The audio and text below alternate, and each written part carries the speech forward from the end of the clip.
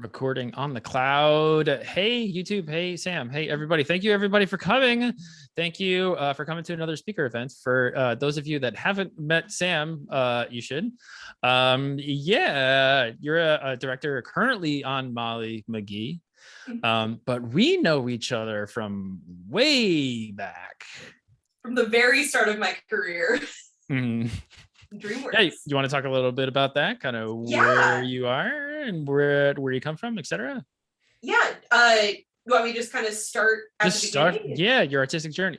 You know? Yeah. So yeah, I'm Sam.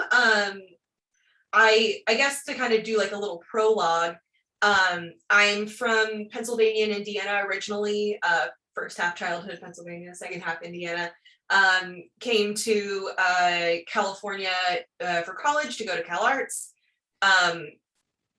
CalArts was a really interesting experience. I met a lot of great people, but I came out of school like very much not knowing where my place in the industry was, like what I wanted to do.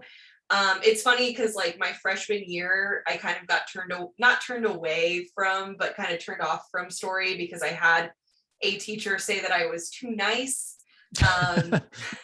Okay. I didn't have the right personality.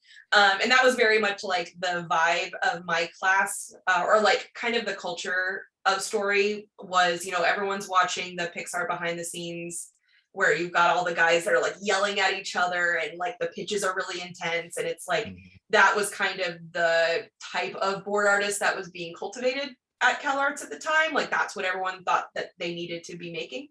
So I was like, well, that's not, you know, me. I was so shy back then and, you know, very nervous. So I'm like, okay, well, maybe character design. I don't know. And I was so lucky to have Phil Renda and Andy Soriano as my character design teachers. And I felt like those were the teachers who like wanted to teach you like how to draw and stuff. So I really leaned on them a lot.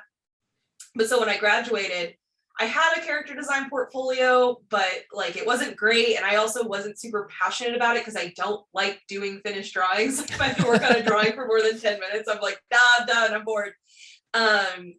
But so while I was in school, like I said, I really appreciated the connections I had there. I had a teacher who knew that I was really into Transformers. This was actually before DreamWorks. And my first job, it was an unpaid internship, but I was an intern on Transformers Prime at Hasbro.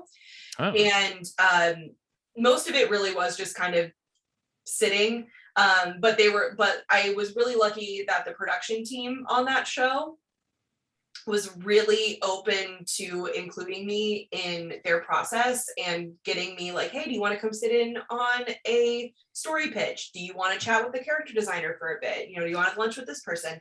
And did they know that you were interested in doing art? That was your goal? Yeah. Like I said, at the time, I still wasn't actually, because like the reason they got me lunch with the story or with the character designer was because I was like, well, I guess character design, which if you don't like drawing I like drawing, but if you don't like drawing like really detailed finished art, Transformers is not the show. Not the show for you. So I'm sitting there with Jose Rodriguez, who I am a huge fan of, and I really love his work. But he's like, okay, pick a Transformer and draw it. And I'm like, I don't want to do that. That's hard. You know, and he was so nice because like I was like, all right, I'm going to give it a shot. Cause I would, you know, it's like at the time I was like, I'd love to work on a Transformers show, but I don't think this is how I would do it, but I don't know what I want to do. So, you know, he was super nice, but, so when I was there, I met, like I said, the production team was really great. And I specifically got a lot of mentorship from a guy named Matt Doherty, who he started his career as a production assistant on Invader Zim. So like that's how long he had been in the industry for. And he was just super helpful. And I really felt like I could chat with him about like my actual, like my dreams, I guess, the kinds of things that I wanted to work on. And he was a great dude. So when I graduated, like I said, I had a character design portfolio, but it wasn't great. And I wasn't 100% sure that's really what I wanted to do. And I was doing like character design tests and not getting anything. And so I was unemployed for the first 5 months, or I had a freelancey type job. I won't get into names because I shouldn't, but there was an infamous like small studio that worked in Santa Clarita and would kind of scoop up CalArts students looking for jobs. But it was something else because it'd be a thing where it was like I would have to come into work at like 5 a.m. and bring the guy who was running it coffee, and then he'd have us stay until 10 p.m. and be like, but I'm buying everyone pizza, and then you come in at 5 a.m. again, and it was not great. But when you have to pay rent, you're looking for work, so I had that. And then December of 2013, so that was the winter after I graduated, Matt Doherty hit me up and was like, hey, like, I know it might not be exactly what you're looking for, but I'm the line producer on this show at DreamWorks TV. It's the Puss in Boots Adventure of Puss in Boots TV show. And they were just ramping up, and they're like, we really need production assistants, and curious if you were interested in that position. And I was like, oh, heck yeah. Like, it's like job at a studio with somebody that I really trust.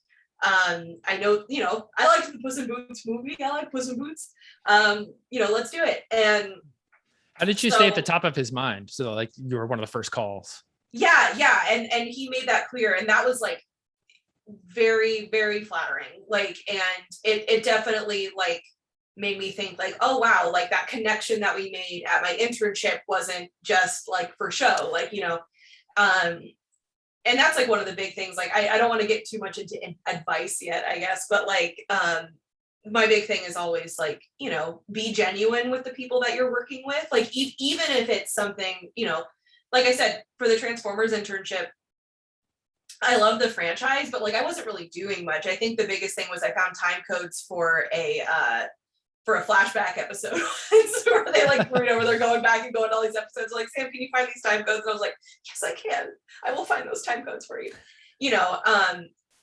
But, and even though I was like super shy, like I really appreciated him and the other production team, like being active in including me. Cause it can be hard. Like when you're starting your first job or like an internship, you're like, at least like from my experience, I was so scared and so intimidated by, I'm like, these people are all working, like they have, like, this is their job. I'm just here to like watch and take notes, and I don't want to be in their way. And so to have people who actively wanted to like include me and make sure I knew that, I was there for a reason and I was there to make connections was great. So, so Matt called me up for Puss in Boots, and I said yes. And it was so exciting because it was my first like studio paid position, and I knew I could start paying my rent better, which was very exciting. I think that's the thing too, is like, I never want to forget about the fact that like when you're starting out, like a large part of what you're thinking about is paying for things. And like, I don't know where I'm going with this, but I'm just like I never want to, I don't know, I never want to go into something being like, yeah, money's not an issue, because it is, so it's like, that was another big reason, like, even though I knew I didn't want to stay in production, it's like, this is an opportunity for me to learn, to pay my rent, to meet more people, to be in a studio that has all of these projects and all of these connections to other projects. It may not be the perfect first step, but it is a first step. And it's like, I never want to undercut like how good a first step it is. Like, I feel like people don't realize, like, we'll get into it, but like all of the great things that you can learn in production. So I started off, I was the first production assistant on the show, and then my production coordinator was a great dude named Michael Morani. And again, like super warm. Like, I was so lucky that my first like, day-to-day work environment was like the best people. Like, I come in, Mike would be like, I was just on Reddit. Do you want to hear the funniest stories of the day? I'm like, yes, tell me. Like, I feel included. Tell me about Reddit. And another thing for me is, at the time, the going from school to not having a super stable job and then kind of entering adulthood like that was pretty tough because like I've always struggled with an anxiety disorder, and around that time, like I had started going to therapy a lot more consistently. I started medication, and something that really helped me kind of get over the hump, not get over the hump because I'm still dealing with it, but really helped me cope with that was having a day-to-day job where I knew that I was important. I knew that I was getting work done, that like there was goals being met, and the kinds of things that I was doing as a production assistant, like my very first job, because Puss in Boots was a TV show, or it was a TV show, it was a 3D show. And also Jim, stop me if like I am going out of order. Oh, not at all. Okay, cool. So Puss in Boots was a 3D show. And the Shrek movies, the Puss in Boots movie was also a 3D show. So like one of the first things that they had me do was go through and like, all right, go find some props from Shrek that we can use. So I look, my very first day at work, I'm like, I'm in the computer searching for apples and barrels, and I'm like, all right, here's props that we can use. But just having that like thing where I could say like, all right, here's my goal for the day. I got my goal done. I handed my work in. Like that felt so good and was such a good first step of like, okay, I am working. Like that I have a job. I feel maybe not super challenged by it, but I have goals, and that was really important at the time. And you're being helpful too. Like you're helping the production, like contributing to it, like making somebody's job a little easier.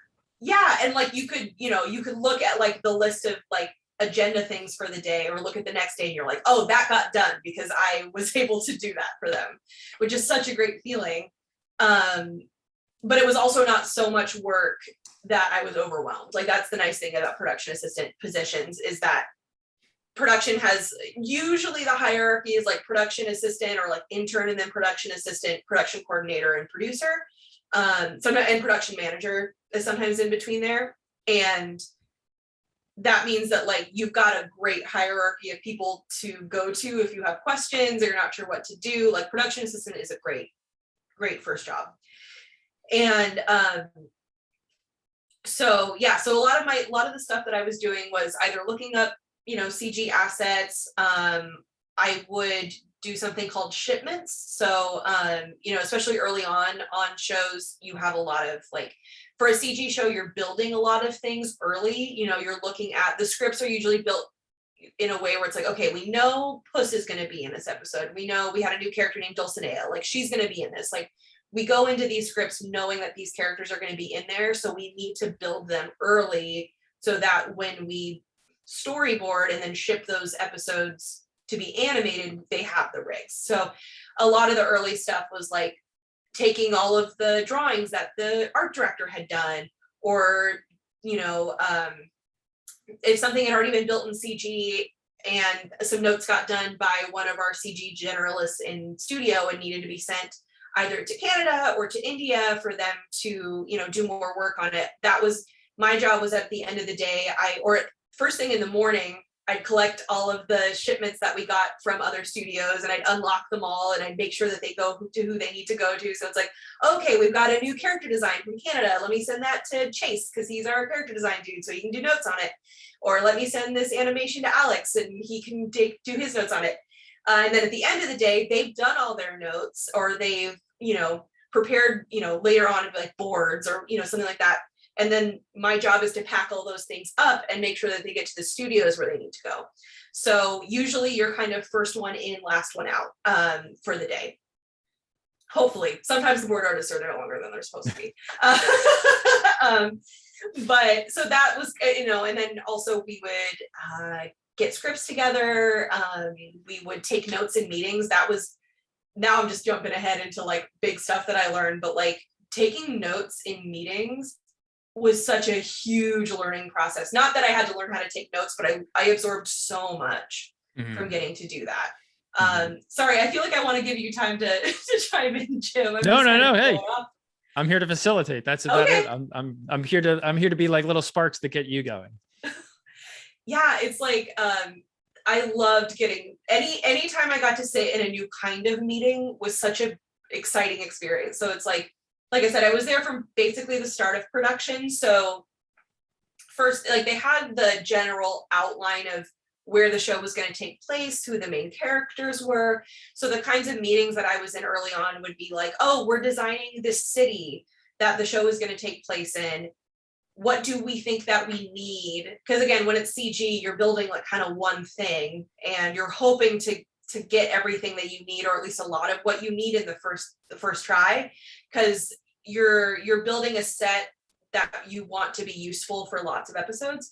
So, I'd be sitting in there, and, the showrunner and the story editor would be like, oh, okay, well, we want to have an episode like this, and we need a chase scene, or do we have space for that? Do we have alleyways that we can cut around? And like, for me, I was like, oh, like, that makes so much sense, that you don't necessarily need this like one, like, you don't need a huge long set. You can cut around things. And and a lot of that stuff, because I was so new, was just like blowing my mind. And like, that was some of the first, like, even like storyboarding stuff that I end up using, was coming from listening to these people who had been in the industry for a long time talk about how they were going to solve problems that they already knew, like problems that we hadn't even run into yet, but they knew were coming down the road. And like, that was such a cool experience to be someone who was totally fresh hearing that.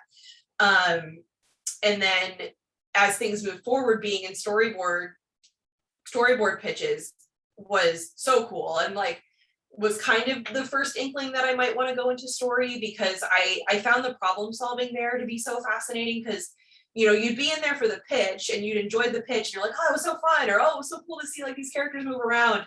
Like, we had Ben Joanno board stuff in there, so like it was crazy action scenes, and like at the time I was like, I can't even wrap my head around how you do something like this.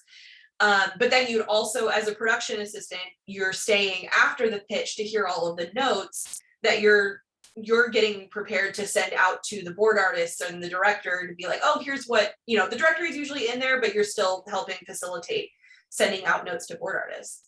And so you're hearing the full thought process of how you're going to get to the next step of the episode. And that, again, it's like, it's so much information, but it's such a great picture into how the different departments work, that it's really invaluable to get to hear like, oh, okay, like we like this joke. Like, and that was also, I think, like the first time that I was seeing like, oh, this isn't necessarily about what's the best, it's about what works best for a production. So, that was an interesting thing for me on Puss in Boots, was that it's a CG show, so it's got it like the rigs have to be able to do certain things, or it's like, oh, we can't do this gag with a fish because we don't have one. We don't have the money to build a fish, so you have to do it with an apple or something. And coming out of school, at least for me, like, so much of my thought process was about like, is this the best that it can be? Is this right? Like, that the big thing is, am I doing stuff right? And it was really invaluable for me to get to hear that there isn't necessarily always a right way to do something, especially in story. It's like, what's the best way for the production? What is the clearest way to do this? So they'll be like, oh, this joke is so funny and it killed in the pitch, but the rig can't do that, or we don't have that asset. So let's change it here. This might not be as funny, but it's what we can do with what we have. Right. But it'll work. Like, what? It'll work. But it'll work. Yeah. Yeah. And that was really eye-opening to me. It's like, oh, like, it's all about us working together to find a solution that like Jim said, that will work. So that was a lot of what I was doing day to day. Yeah. So it seems like you established with Mike and with Matt, though, that you are very early on that you wanted to be an artist, that you wanted to get into at least into an artistic role, even if it wasn't character design, which you thought going in, like maybe it was story, maybe it was all that. Like, how did, because I've known there's a little bit of a stigma around people coming into production but actually wanting to be artists. Because sometimes there's a thought of like, well, are you not necessarily committed to this particular role? Are you just here as the next step in your journey and aren't going to, like, did you find that you I know DreamWorks was like super supportive. Did you find that you encountered any of that feeling? Well, I was, and maybe I was a little naive at the time because I was super honest in my interview, which I wouldn't necessarily tell people not to do. But my thing was, I went in and I I had an interview with Matt, and then shoot, I can't remember her name, but like kind of like head of studio, head of department. Oh, Monique. Yes, Monique. Yeah. And and I said like, yes, when they asked me if I eventually wanted to get into an art or creative position, and I said, yes, I do. But I was also really honest about the fact that I was really motivated for the production position because I wanted to learn a lot about it. I think where a lot of the tension comes in is artists who come in knowing that they want to go to an art position and not treating the production position as like their job. It's more of like a place where they get to go and hang out for the day. And every studio is different, because sometimes there are, like, I've been on productions where we're really in production, we've been going like 2 seasons, we just had a production assistant bump up because a production manager left, and we're really in deep and we really need someone who is like there to be a production person. Like we just don't have the bandwidth to give them opportunities outside of that. And if they're not really dedicated to that position, it might have to do with like, okay, well, if there's someone who like really wants to be a producer someday versus someone who wants to be a board artist, that might, incline them to hire the person who wants to be a producer, because they're like, we need someone in this position who's really dedicated to production. But there's also, so like for Puss in Boots, they were hiring 3 production assistants. I made it really clear that I was there for the job. And then once I started the job, I like, when I was at work, I was at work. I wasn't like leaving my desk to go draw or something like that. And like I would doodle in meetings. Like I have pages of drawings of like Wayne, and Doug, like where it just naturally happens while I'm in meetings, but I'm also taking notes. Cause like the difference there would be I'm doodling, but I'm also taking notes, or I'm doodling and I'm not taking proper notes and stuff is getting missed. Cause even though it's a low stakes job in some ways, you also are a really integral part of information getting to artists who are also super stressed out and trying to get their jobs done. So if you're delaying production because you're not getting notes back to people in time, or you're having to go back to the director and be like, oh, what did you say about that thing? I didn't write it down. That can be a big issue for the production as a whole. So essentially you were like, I will do this job to the best of my ability and I will be awesome for you, and anything artistically is kind of extracurricular. Exactly. And I also, but like, and then I told them, but I will be sucking up as much information as possible, and I think that honestly, I think for productions, having someone who is dedicated to it being their job, but is also really motivated to kind of absorb everything, like that's a great person to have, because they're really excited to be in the meetings. And they're, at least for me, it's like I was paying really close attention because I really wanted to know what was going on, and I wanted to like absorb all these secrets. But I have seen things where, it's like people don't do their work to the best of their ability because they're distracted by art stuff. So for me, kind of how I handled the training aspect of it for myself around that time, and actually before I even got the job, I had started doing a lot of like zines and independent comic festivals, because I was starting to realize that was a way that I liked to kind of get my thoughts out. Like I did a zine about like having an anxiety disorder, and I was dealing with that stuff, and that was very cathartic for me. So like that was all very much on my off time, and that was what I kind of dedicated all of my off time to. I will be very honest, I didn't have great work-life balance in early days of my career. Like it definitely got worse when I was in my first boarding job, because I was like, I have to dedicate everything to this. But a lot of my social time I dedicated to drawing. The nice thing though was it was kind of me and my roommates all at the same time were also doing that. Like I was able to, me and I was living with two people at the time, and then we had a friend across the street. We were all from Cal Arts and weren't totally sure what we were doing yet. And so we all made zines, and we all went to like really small local LA zine fairs. It was funny, like the first one that we went to, we were like, ooh, we're not really what the clientele is here. Cause it was more of like a lot of like, it was a lot of poetry zines and no one was really there for like cartoons. And like a bunch of us had made like really cartoony comics, and they were like, oh, this is okay, I guess. And I'm like, okay, but it was an experience, you know, and that was really motivating, like having other people who were also pushing themselves and figuring out how they wanted to tell stories and stuff.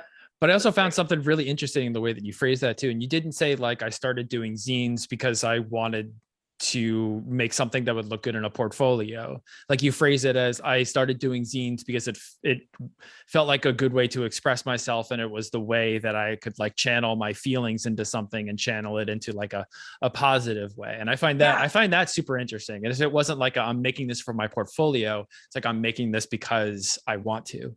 Yeah, which is like, I look back and I'm like, I can't believe that I let myself do that, almost because I wasn't really like, I was still trying to do a character design portfolio, but that was even kind of like, I was coming up with characters for the comics that I was doing and then being like, oh, well, I'll draw them and put them in my character design portfolio, I guess. But it was when I was at DreamWorks that like, I started to realize like, oh, I really like doing these comics. Like, this is very obviously more of what I like to do. I wonder if I should start thinking about story, but I never, and I hate saying this, I am so sorry, this is not good advice, I never have had a story portfolio, which I don't recommend.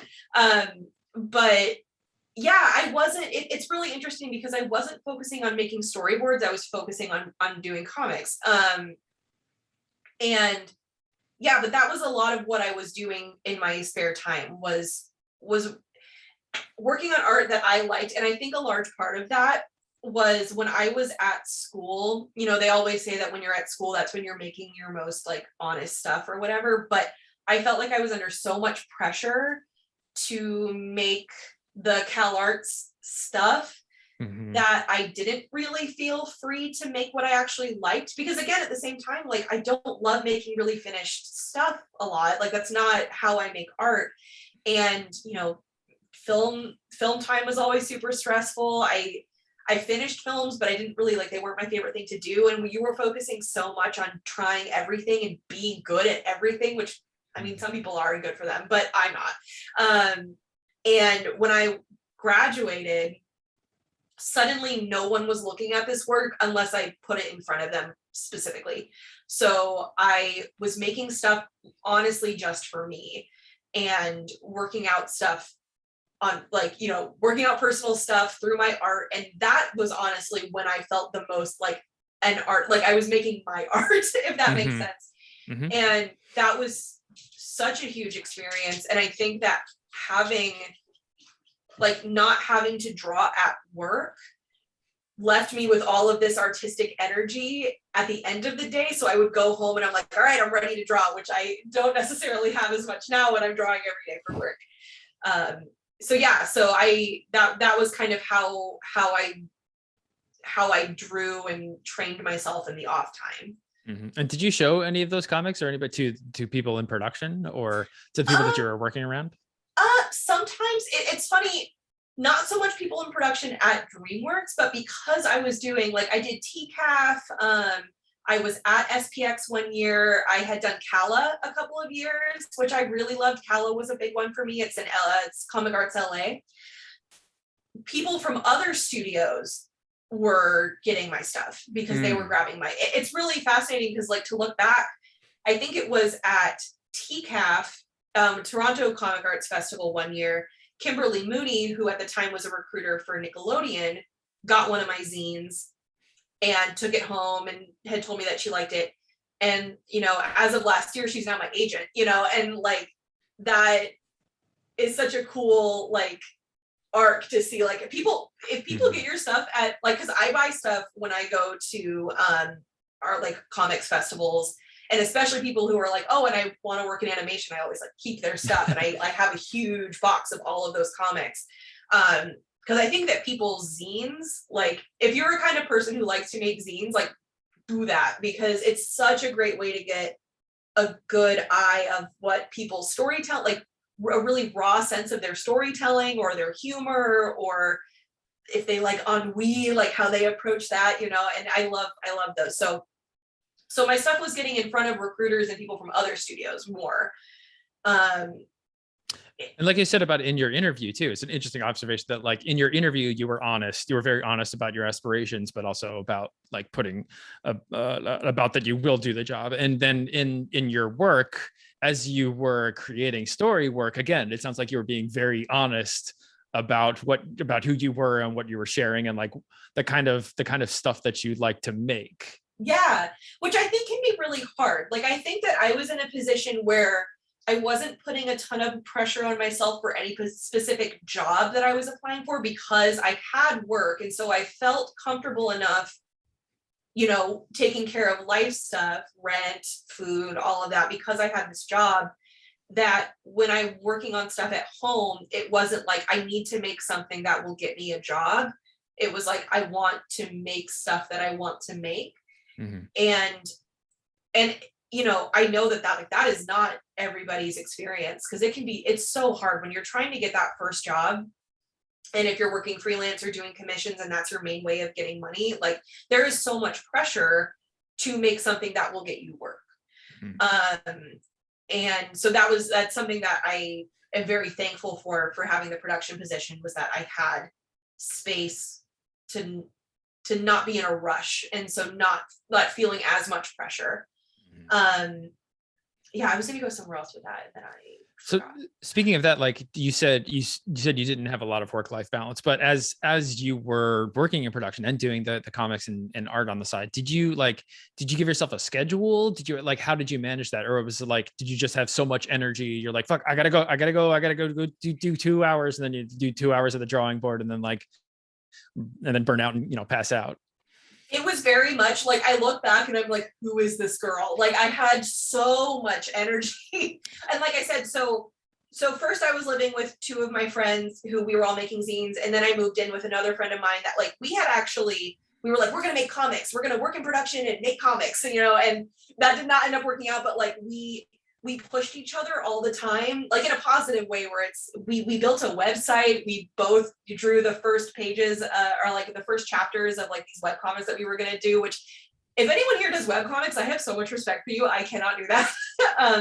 But we came home every day, or, you know, got back from whatever we were doing, and just had all of this energy to make stuff. And we were like, yeah, let's do stuff. And living with someone, like, you know, I love living with my girlfriend. Before that, I lived alone, and I really liked living alone. But there was this thing about that energy of when you live with roommates right after you graduate or really early in your career, that is just so awesome.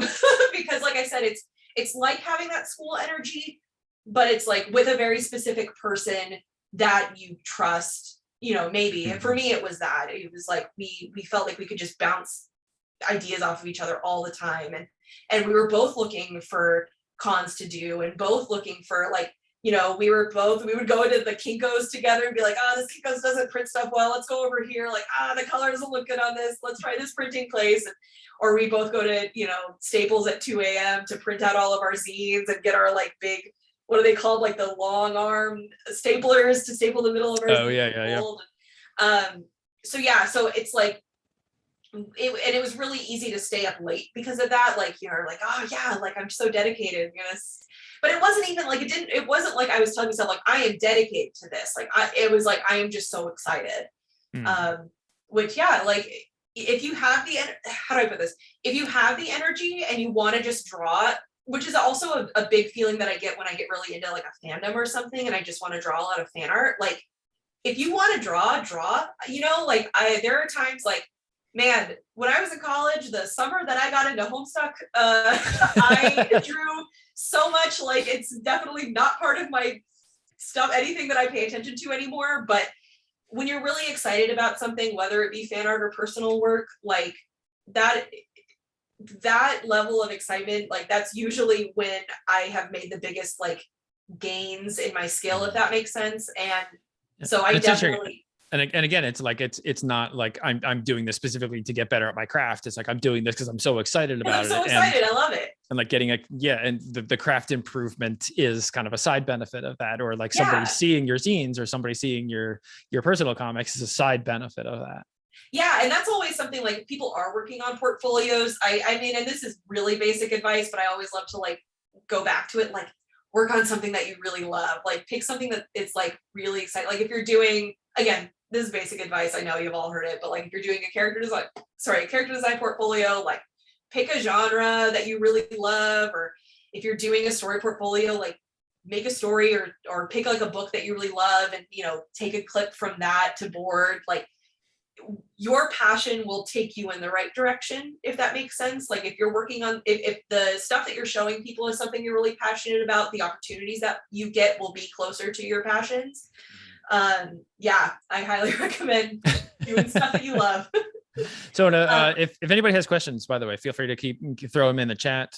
You know, I'll collect them and we can talk about them at the end, or just kind of fold them into the conversation. Yeah. But now we're at the point where like you're working production and you have like this backlog of zines, and you said that Kimberly Mooney like saw your work. How did you transition that to your first board gig? So yeah, the big thing, another person who found my work through cons was Brooke Kiesling, who at the time was working as a recruiter for Cartoon Network, and she had seen my zines, and she hit me up for an opportunity to test for Clarence, which at the time had just started. I think or had just started airing, so they were like in the middle of boarding, I think season 1. And I had done all of these character design tests that like I did not have, I mean, I had fun doing them, but I didn't feel super strongly about, like, I didn't get the jobs, and like, I knew why, you know, but I had never done a story test, other than like my senior year of Cal Arts. Every single person got a story test for Gravity Falls. Oh, so got it.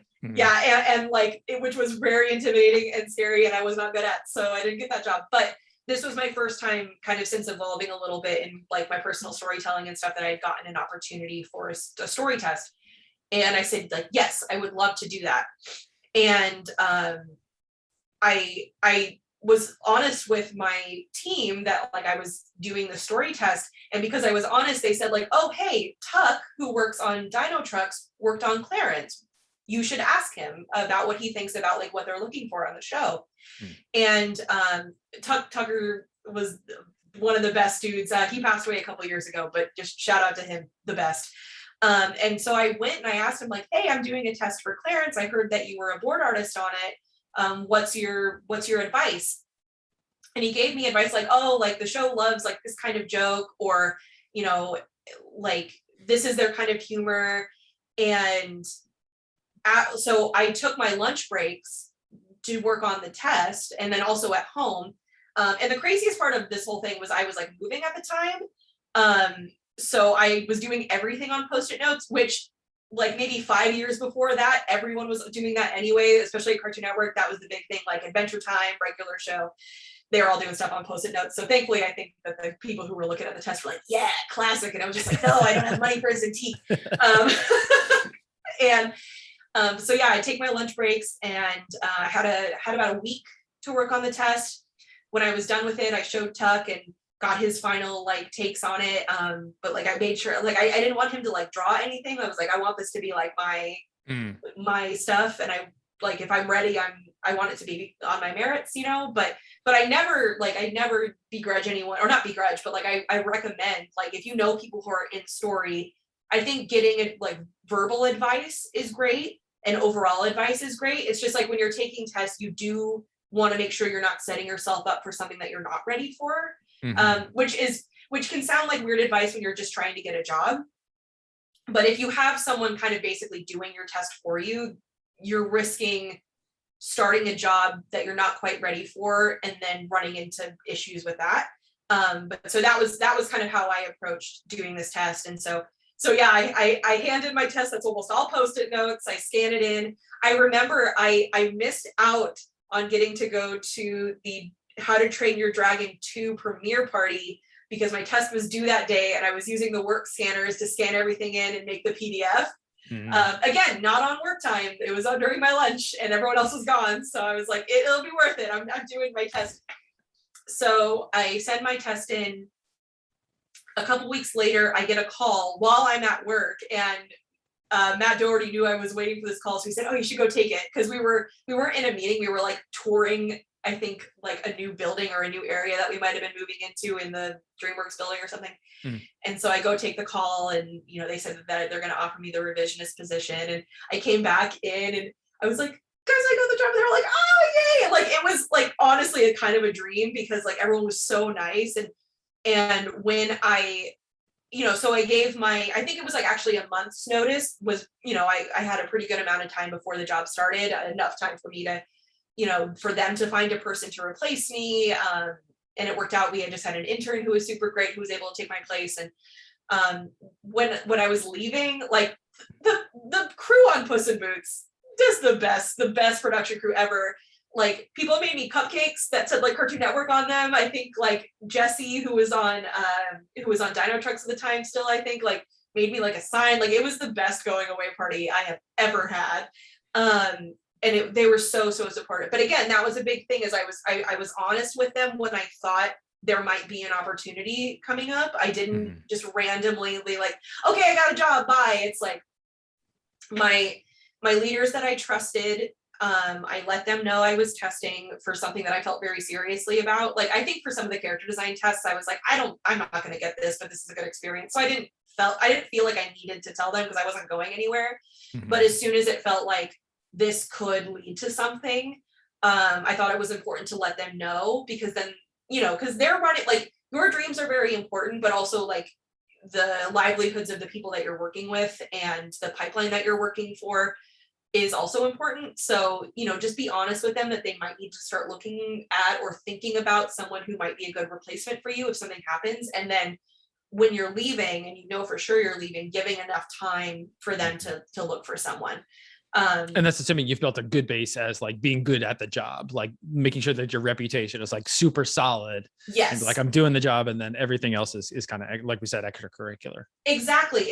And like, I think it can be easy for people who don't respect production work to be like, whatever, this is a bridge that I can burn. And it's like, no, like, these are, first of all, those are still some of my favorite people in the world, some of my best friends. I played D&D with my DreamWorks friends, including Jim, for years after I left. And even if it's for a job that you might not love, like, people talk to each other. Like, if you're an ass in a job, it doesn't matter what other kind of job you're trying to get. If it's in the same industry, people are going to talk. And I don't know. It's like, it's not fun to be an asshole, at least not to me. It's like, I like people liking me. And I like having friends. So it was always something where I felt like, out of respect for my friends almost, and my team, I'm not a person who's like, DreamWorks was not my dad, like, Disney is not my family, but those people that I work with are my peers. Like, that's the more important thing. And I have a lot of respect for my peers. So that was the how I made that jump specifically. So when you were just coming into, like, I mean, you were pretty fortuitous that like Mike offered you a specific role, or sorry, Matt.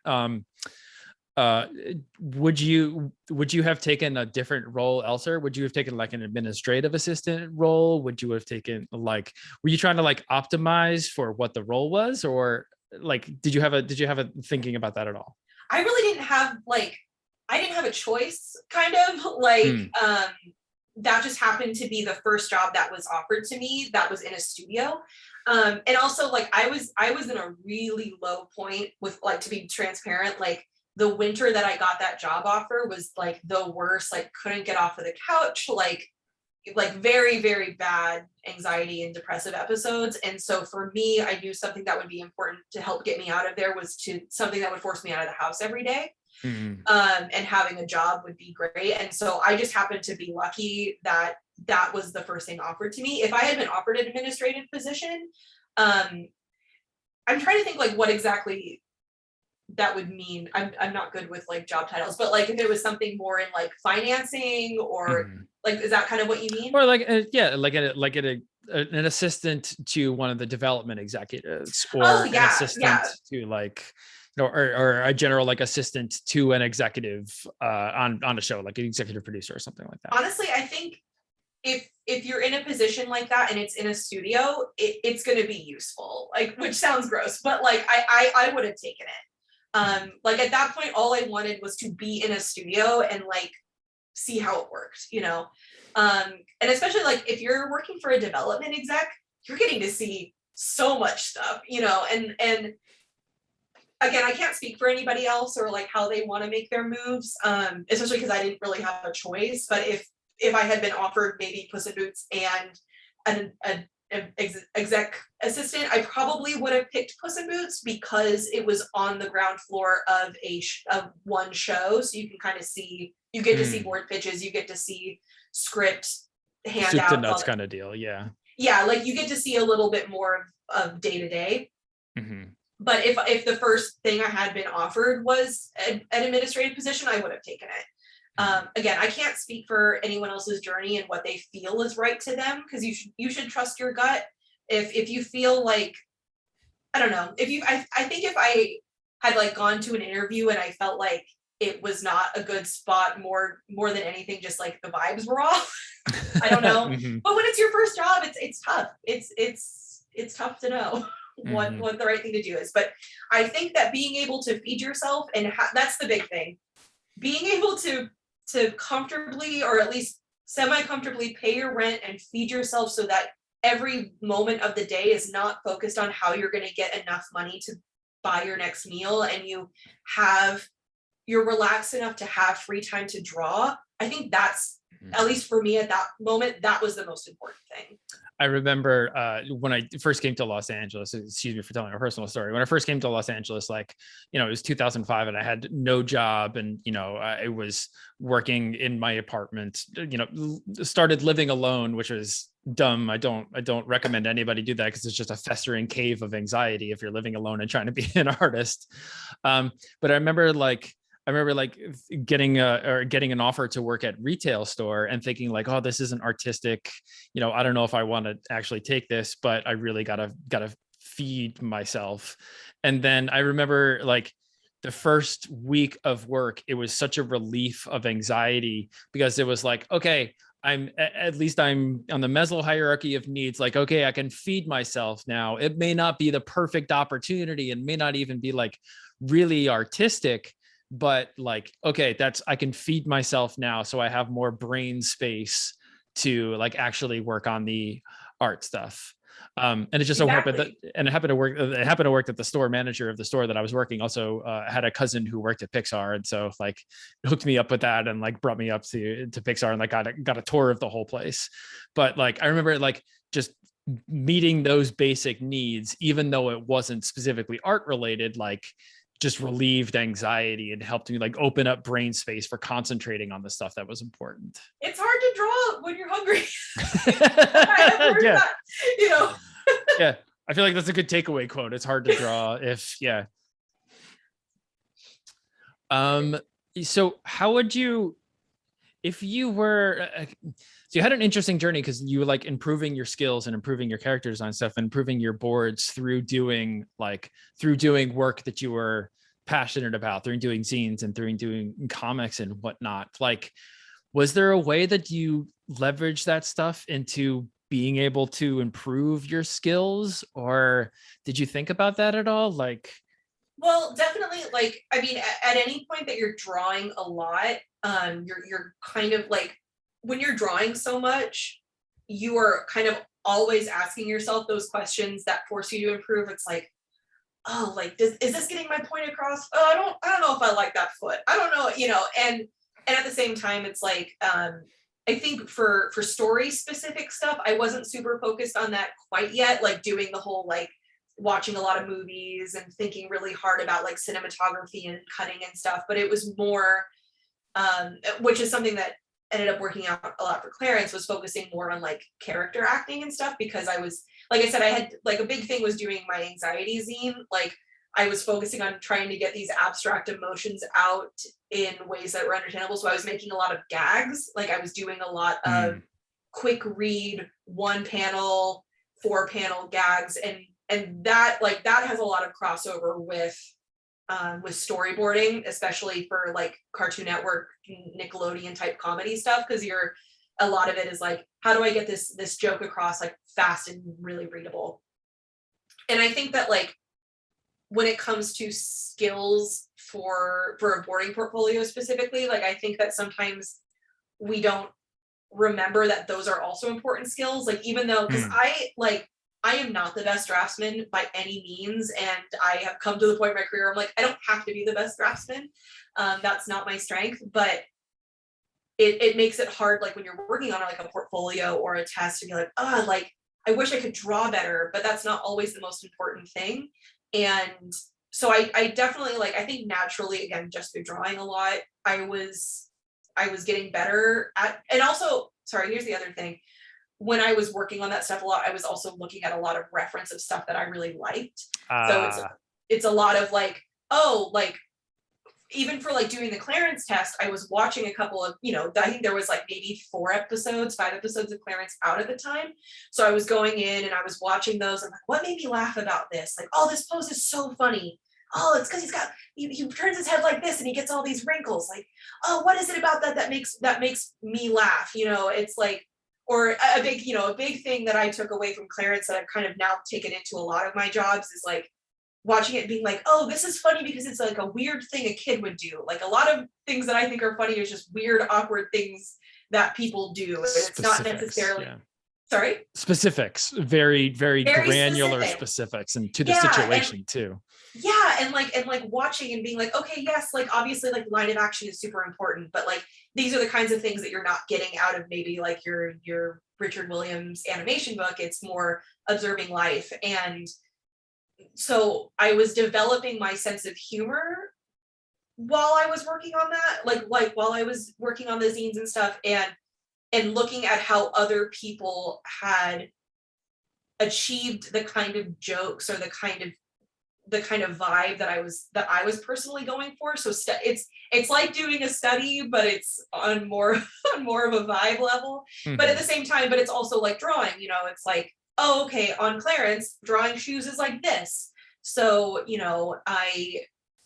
how do I like, oh, okay, they're doing a lot of stuff with volume. So I was starting to worry more about volume and starting to worry more about how characters interacted with each other and how that made good compositions, because I was like, oh, a good composition can be funny. So I don't know if I'm answering the question well, but it was a lot of intake. It was a lot of intake and trying to understand why it worked and then noticing things. And it seems like that's not even like a formal education. It's a slow trickle of realizations and understanding how things are working when you're trying to reproduce it in your own work. Yeah. Also, really quickly, because I saw this question and it's a very easy one to answer. There is no portfolio for production work. It's just a resume, and probably a resume that's a little bit different than what you might be putting forward for an art job. Like when one of the like really early internships I had when I was still in like early college back in my hometown was that I helped out at a medical firm that made art, and I like did their Excel spreadsheets. But if you're good at Excel spreadsheets and you have experience, you're gonna love Excel production. Spreadsheets, they want to know that. So it's like, even though you might not put Excel on your resume for an art job, absolutely put that kind of stuff. Working with like volunteer work, anything where it's like you've worked with other people or you've worked on a team, that stuff's all great. So that's the kind of stuff you're focusing for a resume, and you don't need a portfolio for that.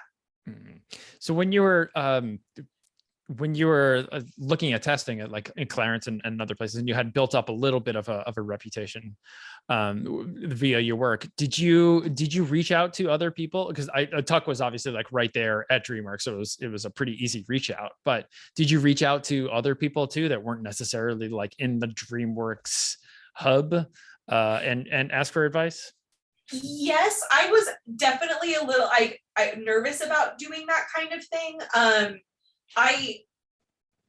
I had started to kind of build up my confidence with that while I was at while I was on the Transformer show. Like, it's like, okay, like sometimes people don't have time, but there is nothing wrong with sending an email and being like, hey, I work here, I'm interested in this, would you be interested in having lunch, or even just a chat, can I ask you a question, because and I think also approaching that differently than, because I am very much one of those people who really appreciates getting like the assignment of like the 20 questions but never have time to do that. And when I get an email like that, usually it's just like, I'm sorry, like I can't do this. But if I get an email from someone that's like, hey, I work here and I am really interested in moving into boards or something like that, and I was wondering if we could get coffee, or if I could Zoom you or call you on Skype for like 30 minutes, that kind of thing I'm usually way more open to, because it's not a huge time commitment, and on my end it's like, oh, I'm getting coffee and I'm talking about my experience or giving advice to someone just for a little bit of time, like, and it's this like, all right, I'm taking out this piece of my schedule for that, which sounds kind of cold, but like when you're a working professional, it can be hard to find time, even if you really want to help people. And so giving the person that you're talking to a very simple, like, or I guess direct, like, I'm looking for 30 minutes, or I'm looking, but here is my question. If you just send your question in email, like, I'm curious about what you're looking for in a portfolio. That's a really easy question for me to answer in an email. So like, that's my advice to people who are thinking about that. But for me at the time too, I was just starting to build my network. So a big thing was I was talking to my peers. So other people at DreamWorks who were looking to move up. So like Jesse, Jeff D'Elia, Farron, you know all these people. I'm sorry, these are just random names, but like other people who were looking to, Farron, were looking to move up or advance in their career some way, because like we all knew different people. And then we would all like come back and be like, well, I was talking to so-and-so and they said this, and we would share all of the advice that we have found, we'd share it with each other. And then the main people that I talked to were recruiters, like a lot of places. So like I said, Brooke Kiesling and Kimberly Mooney, like those kinds of people, they were coming to those the conventions. A lot of studios usually do like sometimes like themed meet and greets, where it's like, I know like Disney has done like a Black and Animated meet and greet. So it's like, if you're a person who belongs to that group, that's an opportunity for you to go to network with people. And so taking advantage of those kinds of things, that will help build out your network, because it can be hard, like when you first start and you don't really know a lot of people. It can be hard to cold call someone and be like, oh, hi, like, can I have some advice so I can have a job? Very brief story. I took a board test for Adventure Time, and lost out to Rebecca Sugar, apparently. So that was the right call. It's hard to be mad about that. Yeah, exactly. But I had a lot of bravado and not a lot of social grace, and didn't really know that people in the animation industry, especially animators or storyboard artists, didn't use the phone at all. So I cold called the Cartoon Network hotline, or like the main building. I was like, hi, can I speak to Pat McHale, please? Because I knew that he was the creative director on Adventure Time. And she's like, okay, yeah, I guess. So they connected me with Pat McHale for what was the most awkward, like 2-minute conversation, where I was like, hey, can I take you out to lunch and get some board advice? And he was very, very sweet, but very obviously like, what the fuck is it going on? Yeah, I'll be honest, if I got a call like that, I'd be like, no. But the thing is, like, to your credit, Jim, when I was in school, guys from other generations would come in and tell stories like that all the time that just are not applicable anymore. You'd have the guy that'd be like, yeah, like I just took my drawings up to the front door of Disney and I showed them my portfolio and they gave me a job on the spot. Like, no, like you can't do that. Like, at Cartoon Network, if there was someone just hanging around because this happened multiple times, if there was just someone hanging around in the garage, you call security because it's probably someone who has been trying to get in touch with someone and they haven't gotten back to them and it's not a good situation. Mm-hmm. There is a famous story of like someone shipping an Adventure Time themed board game to the crew that they got at the studio, and it like had like photos of them from Facebook. Like, we're just trying to protect ourselves, you know. Mm-hmm. Which is why I love email. Email is great. Like, that's a it's very safe. Mm-hmm. It's a safe, like, you're not taking anyone out of a meeting that they're in, or I know I'm just looking at the chat. It's a very weird story, but email is great.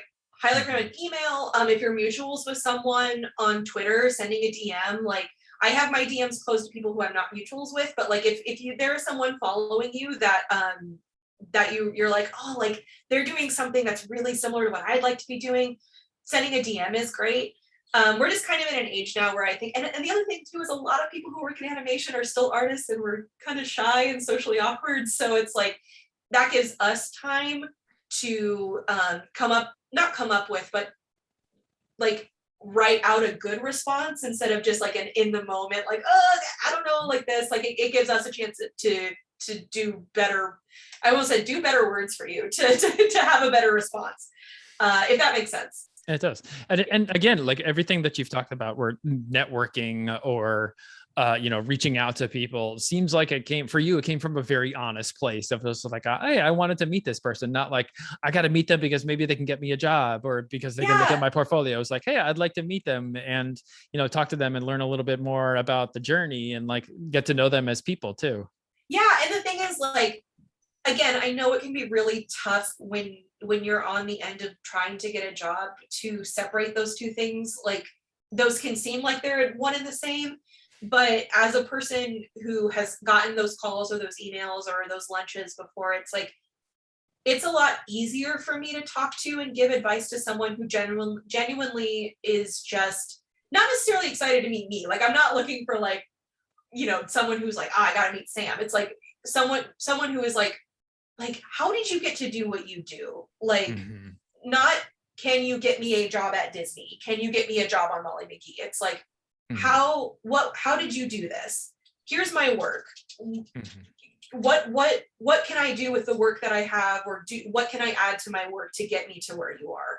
Because that's a lot easier. Like, because usually the answer is like, can you get me a job? It's like, no. Like, we don't have positions open, or that's not how we hire. Like, I can give you the information for like the guy who takes the portfolios, but what I think would be more helpful for me to, what an artist can give you that would be more helpful is that more like advice, or getting to know you as a person and where you're coming from and what inspires you, what you want to be doing, what kind of work that you like, that I feel like not only opens a more genuine conversation, and for the person that you're talking to, they're more likely to be like, yeah, I can chat with this person and I can see them as a peer and not as someone who's just asking me, can I have a job? Right. They're talking to Sam King, not to a Clarence storyboard artist or a director. Yeah. But it's also, and then for us, I guess but for the person who is the professional in the situation, they get to know you and they get to know what you like. And if down the road, if they're like, man, one time I talked to that person who really loved dinosaurs, and I'm developing this show about dinosaurs. None of this is real. I'm not developing a dinosaur show, but like, I'm developing this show about dinosaurs over at Cartoon Network. I wonder what they're doing. Oh, they're a revisionist right now. Oh, their work looks pretty good. I wonder if I can get them in as a board artist, mm-hmm. Like, that's a supernatural way of how things go. Like, even if that person is not giving you a job right there, if they know who you are, they'll remember, like, that's the person who likes drawing planes. That's the person who loves really, really goofy comedy. I know someone who's casting that up, and that's such a better way to make connections and much more likely to I don't know. That's better networking. Yeah, it's an honest connection. It's an honest connection. You're both talking about something that you love, completely unrelated from the actual work stuff. Yeah.